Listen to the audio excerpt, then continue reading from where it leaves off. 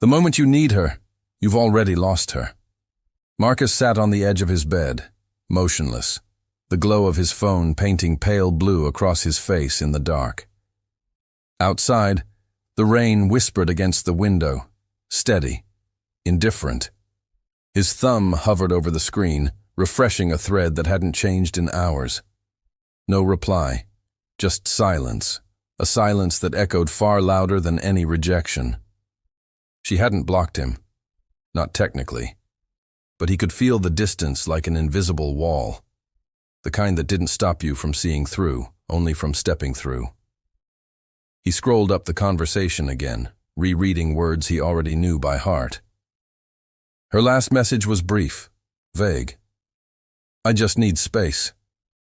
His heart had answered with 100 imagined replies, none of which he dared send.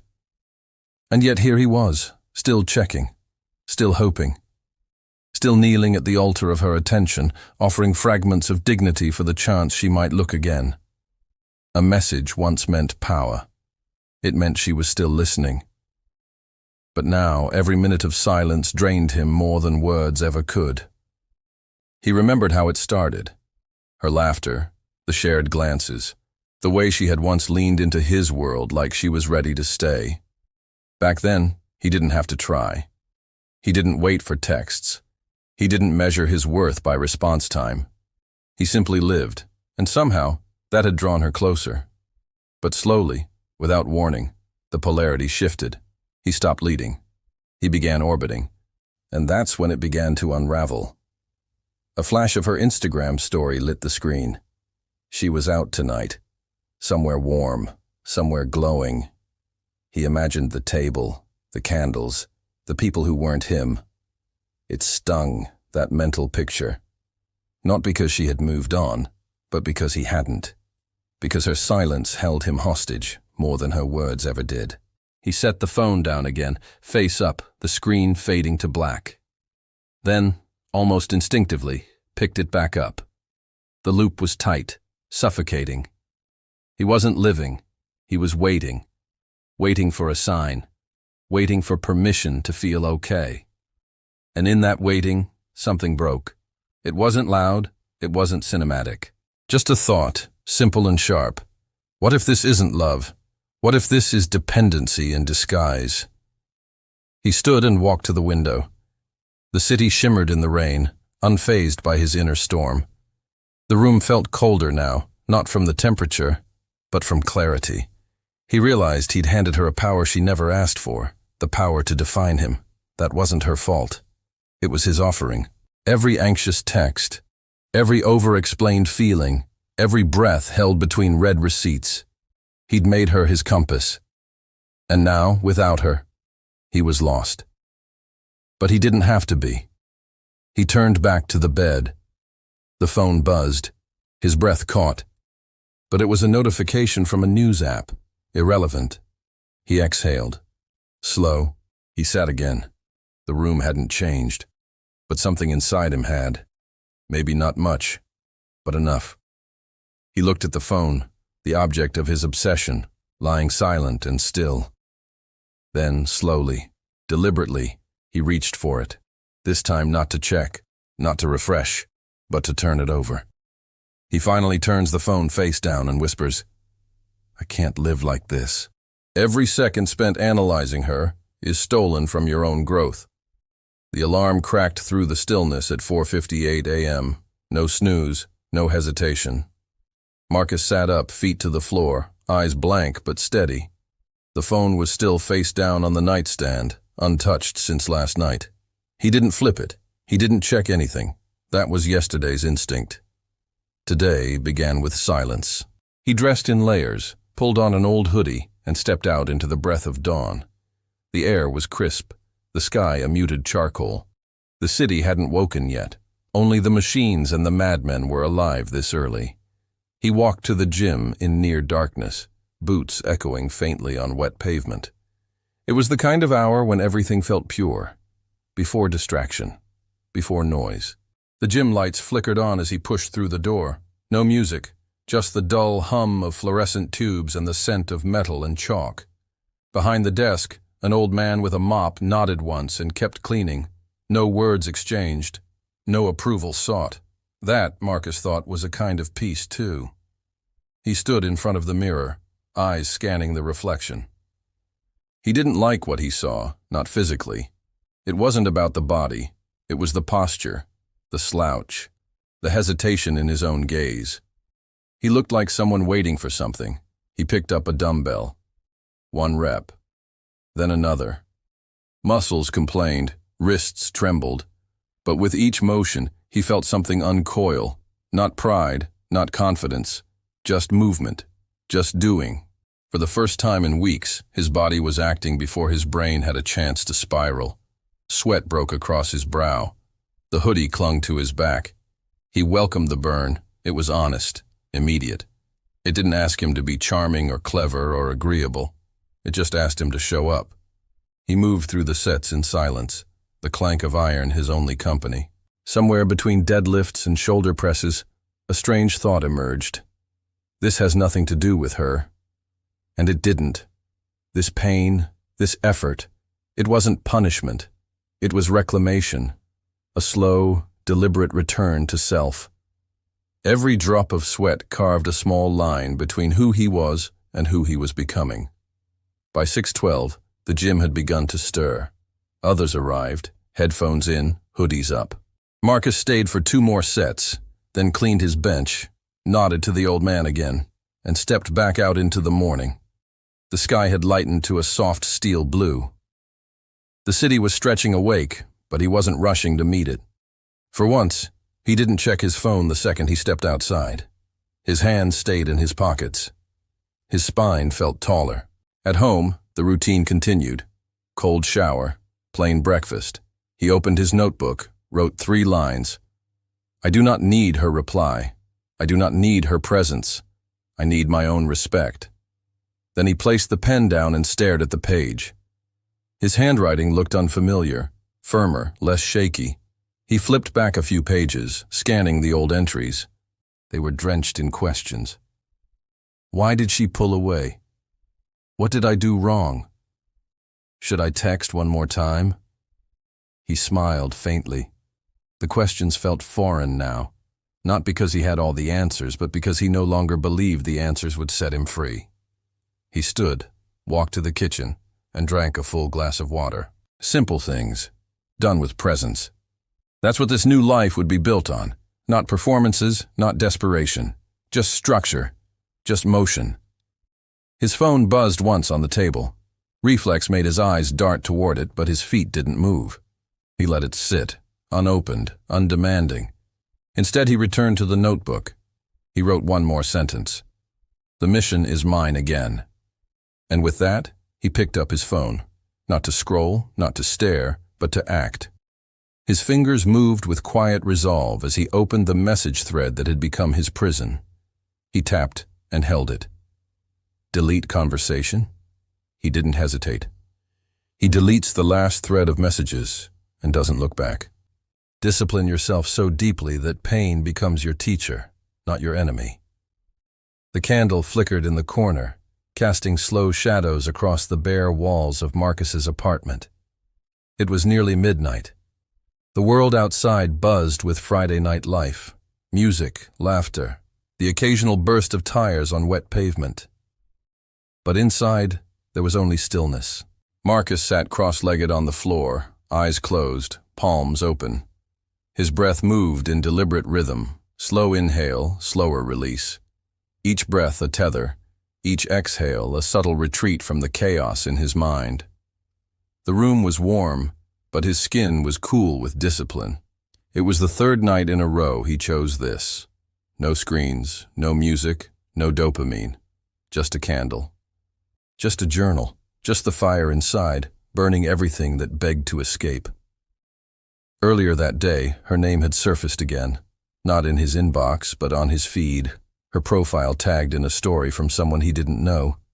She was smiling, wearing that same green jacket he remembered from their last autumn together. The image had barely registered before he scrolled past it. Not quickly, not with fury, but with effort, the kind that doesn't shout. The kind that clenches deep in the ribs and says, you don't need to follow that thought. Let it go. And he had. Mostly. But the ghost of it lingered now, behind closed eyes. His mind replayed her laugh, unbidden. The way she used to curl her fingers when she talked. Her scent after the rain. Not to torture him, but because memory is untrained and old instincts die slowly. He felt his spine stiffen. Don't react. The voice inside was calm, not cruel. It reminded him, sensation is not command. Emotion is not emergency. He exhaled. Then came the next test. Small, simple, ordinary. The urge to reach for the phone. To check, just once. To see if she had posted again. If she had thought of him. If, maybe, something had shifted. But his hands stayed still. He opened his eyes slowly. The candle danced. The light was gentle but sure. He reached for the journal beside him instead. The leather was worn now, the spine soft from frequent handling. He turned to a blank page and wrote, Tonight I sat with the fire and did not flinch. I felt the storm and didn't seek shelter. This is who I'm becoming. There was power in the pen, not in what it could tell the world, but in what it reminded him of. That clarity is earned, one resisted urge at a time. He paused, tapped the pen lightly against the paper, and thought back to the man he was just weeks ago. The man who would have sent 3 messages by now, who would have rationalized it as just being honest, who would have called pain connection. That man wasn't weak, just unaware. He looked into the flame again. It danced without asking questions. It existed because it was fed. So what are you feeding? That question had become his compass. Each thought a fork in the path, each action a declaration. Tonight, he had chosen silence over reaction, stillness over noise, presence over fantasy. The discomfort hadn't vanished. It pulsed faintly like a bruise beneath the skin, but it didn't own him, not anymore. He added one final line to the journal. She doesn't need to know I'm changing. I do. He blew out the candle. He closes the journal, lights out. Total darkness. And peace. You must become so rooted in your identity that even if the world walks out on you, you remain. Marcus walked alone down a street that once felt sacred. The early spring sun spilled soft light through the branches above, leaves just beginning to unfurl. The cafe on the corner still had the same chalkboard sign, the same crooked A-frame frame, the same smell of roasted beans and rain-washed stone. But something had shifted. He had. He hadn't been here in months. Not since before the silence. Not since her. This was where they used to sit on Saturday mornings. Her laugh used to bounce off the brick walls like music. Now it was just another corner of the city. Familiar, but no longer haunting. He paused by the window. She wasn't there. He hadn't expected her to be. And even if she were, he knew, this time, he wouldn't walk in. The door behind him swung open, and a voice called out, "Marcus!" He turned. A familiar face. Daniel. An old friend he hadn't seen since before everything fell apart. "Didn't think I'd run into you here," Daniel said, stepping forward with a grin. "You look different." Marcus smiled softly. "Good different or post-apocalyptic different?" Daniel chuckled. "Better posture, quieter eyes, like you see something the rest of us don't." They chatted briefly, nothing deep. But Daniel noticed the shift. Not just in words, but in presence. Marcus didn't fill silence with noise anymore. He didn't rush to explain. He stood still and the world adjusted. As they parted ways, Daniel said, "You seem solid, man. Whatever you're doing, keep doing it." Marcus nodded and continued down the street. His phone buzzed in his pocket. He debated ignoring it, but pulled it out and glanced. It was a message from a mutual friend. No greeting, no build-up, just a link to a photo. Her, with someone new. The moment hung suspended. He stood still in the middle of the sidewalk, people moving past him like water around a rock. The photo was harmless. Two people, smiling. Maybe at a park, maybe at something more. He didn't zoom in, didn't check the caption. He simply stared and let it land. It didn't crush him. It didn't twist his stomach or pull at his lungs. It just was. She was happy. Or seemed it. And that used to terrify him. The idea that she might find joy in someone else's orbit. That he might be forgettable. But not today. Today, he remembered the fire he'd built in solitude. The mornings before dawn. The silence he had befriended. The muscles he had rebuilt. Not just in his body, but in his mind. She hadn't broken him. She'd revealed him. Amor, Fati, he whispered to himself. Love your fate, even when it walks away, especially then. He looked up at the sky. Clouds moved like quiet animals across the blue. The breeze lifted the edge of his coat. He breathed in deeply, then out, the way he had learned in meditation. He opened the Notes app on his phone and typed a single line. Some things don't end. They return to their rightful place, in memory. He deleted the photo. Not in anger, not in sadness, in gratitude. She had been a chapter, a spark, a lesson. And now, she was part of the architecture that made him.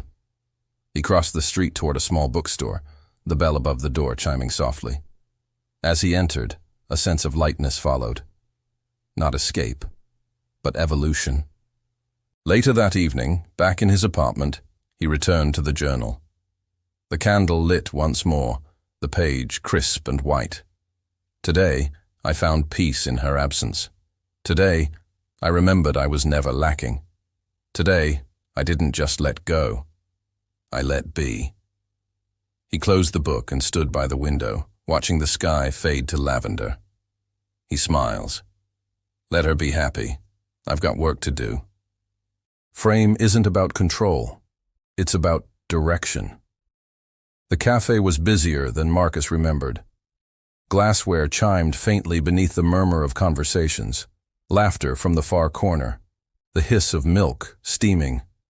He sat at a small table by the window, alone, upright, composed. She was late. He didn't check his watch. He didn't fidget. He simply sat, tracing the rim of his water glass with one finger, slow and steady. The sun filtered through the blinds, casting pale bars of light across the table. Time passed, and he let it. When she arrived, it was without fanfare, no rush, no apology. She smiled, cautious. He returned it, calm. Hi, Marcus. Hi. She sat across from him, legs crossed, eyes flickering between his face and the menu she didn't really read. There was a pause, heavy with expectation. She was waiting for him to speak first, to bridge the gap, to offer something familiar. But he didn't. Instead, he offered presence. You look well, she said finally. Thank you, he replied. I am. Another pause. She blinked. There was something disorienting about the stillness she now sat across from. This wasn't the Marcus who once waited for replies, who once unraveled over every unread message. This version was quiet, rooted. I wasn't sure if you'd agree to meet, she said, voice soft but testing.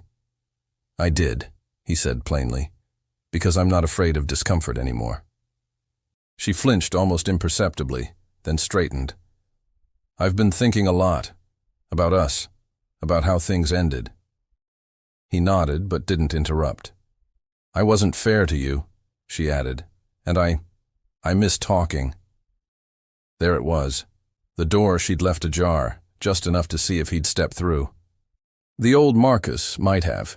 He would have rushed in with confessions, eagerness, the hunger to be chosen again. But that man was gone. He folded his hands calmly. I'm glad you're doing well, he said, and I appreciate the honesty. She looked at him then, closely, as if trying to find cracks, to detect longing beneath his restraint. But there were none. He wasn't cold, just aligned. "I don't know what I expected," she murmured. "I do," he said gently. "You expected the man who would bend." Silence. "I used to think loving someone meant never saying no," he continued. "But I've learned that if you have to shrink to be kept, you weren't loved. You were tolerated." She opened her mouth, but nothing came out. He reached for his water, took a slow sip and set it down with care. "I don't blame you," he added. "People only test what seems uncertain." Her eyes narrowed slightly, defenses rising. "So you think I was testing you?" "I know you were," he said. "And I failed then, but not today." There was no bitterness in his tone, just precision. His words landed not like daggers but like bricks, solid, unmoving. He wasn't performing, he wasn't posturing, he was simply being. She leaned back. Her gaze softened, not out of affection but recognition. This was not a man she could sway. Not anymore. The server brought the check. Marcus reached for it without hesitation. No debate, no calculation. He placed a few bills in the folder, closed it, and stood. She looked up at him, searching again for a thread to hold. But he offered none. He pays the bill, stands up and says, "Be well. Lead yourself so deeply that your life becomes a magnet." The trail curved steadily upward, gravel crunching beneath Marcus's boots as dawn threatened the edge of the sky.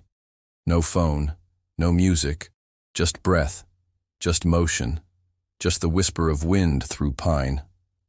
Each step was deliberate. The incline burned his legs, but he welcomed it. Pain, he had learned, was the proof of presence. At this altitude, silence was no longer absence. It was a companion. He paused at a clearing, the valley below still sleeping in blue mist. Ahead, the final stretch to the summit waited. He adjusted the strap of his backpack and pressed on. The climb wasn't about conquest. It was about clarity. This mountain had no audience, no reward. It didn't care who he had been or who he had lost. It only offered a mirror. Rise or don't. Stand still or move. The terrain didn't flatter. It revealed. At the top, the wind met him like an old friend. Not soft, but not unkind. He stood at the edge, hands on hips, chest rising with exertion and resolve. Below him, the world stretched vast and unconcerned. Cities, people, noise, all far away now. He took off his pack and sat on a flat stone.